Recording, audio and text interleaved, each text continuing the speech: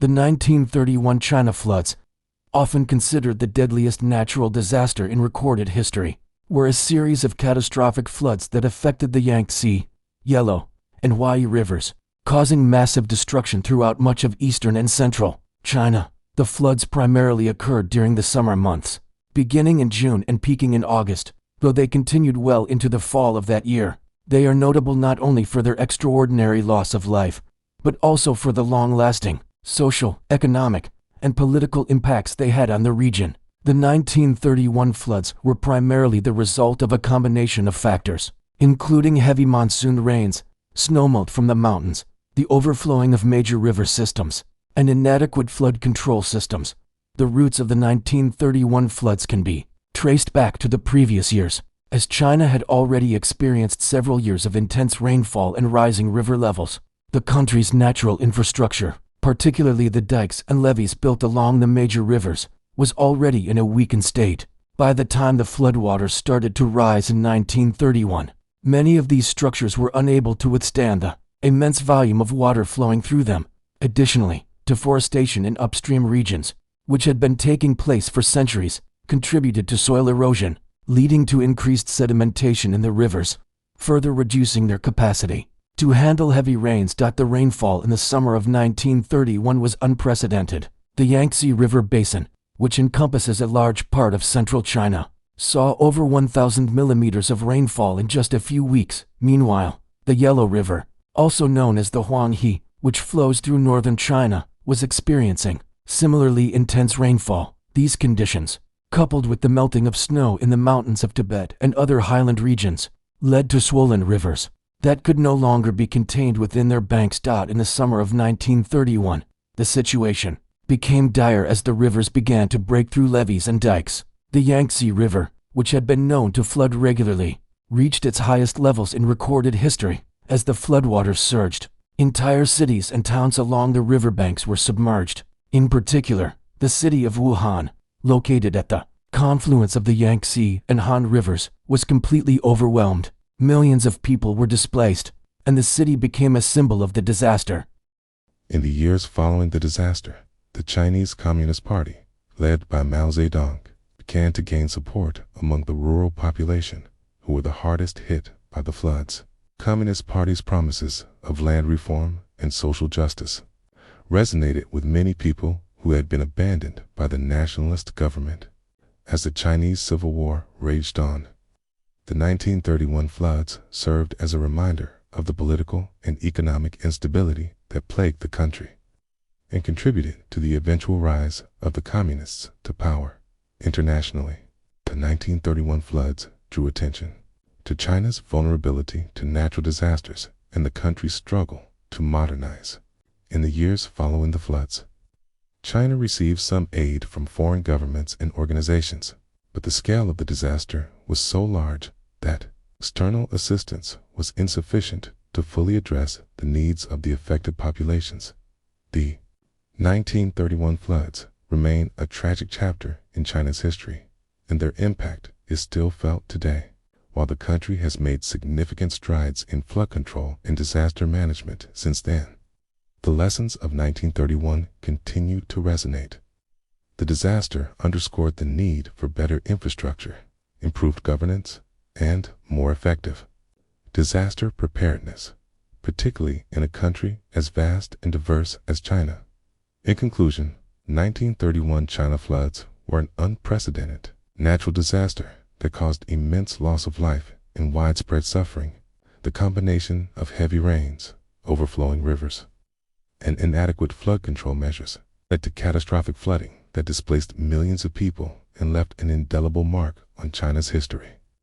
The political, social, and economic consequences of the disaster were far-reaching, and the flood served as a catalyst for change in China.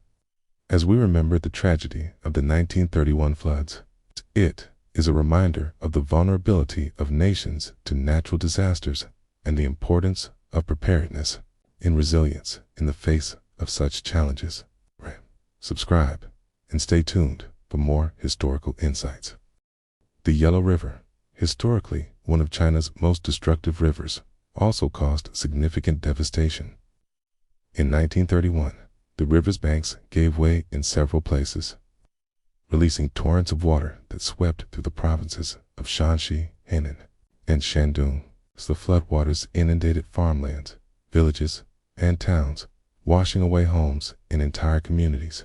The Yangtze River, which runs parallel to the Yangtze, also saw unprecedented flooding, further complicating the situation. The scale of the devastation was immense.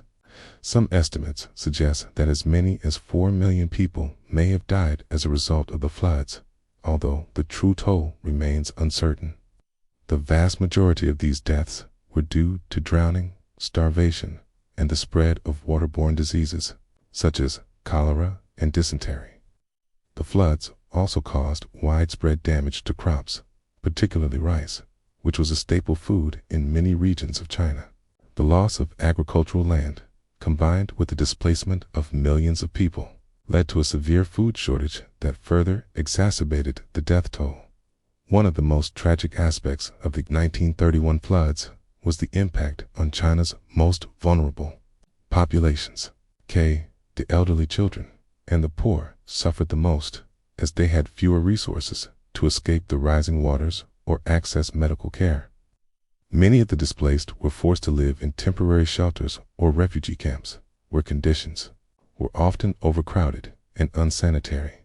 As a result, disease outbreaks became widespread, and many people died not from the immediate effects of the flood, but from the secondary consequences of displacement and poor living conditions. The flood also had significant economic repercussions. The destruction of farmland and infrastructure severely disrupted China's economy.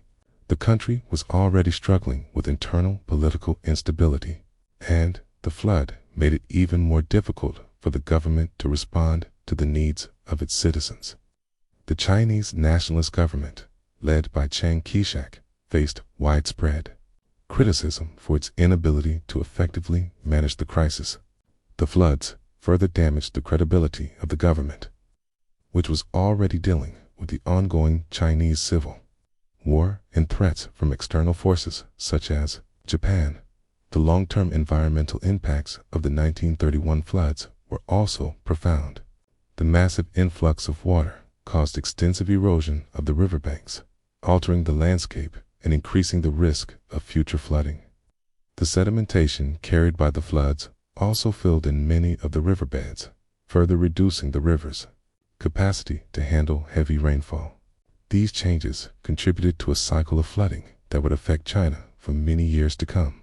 In the aftermath of the 1931 floods, the Chinese government took a number of steps to address the damage and prevent future disasters. Efforts were made to strengthen the country's flood control infrastructure, including the construction of new dikes, levees, and dams. However, these measures were often poorly executed and failed to prevent further disasters. In the years following the 1931 floods, China continued to face devastating floods, including those in 1935 and 1938, which further underscored the need for more effective flood management and environmental conservation. The social and political consequences of the 1931 floods were also significant. The disaster highlighted the deep divisions within Chinese society, particularly between the rural poor and the urban elite.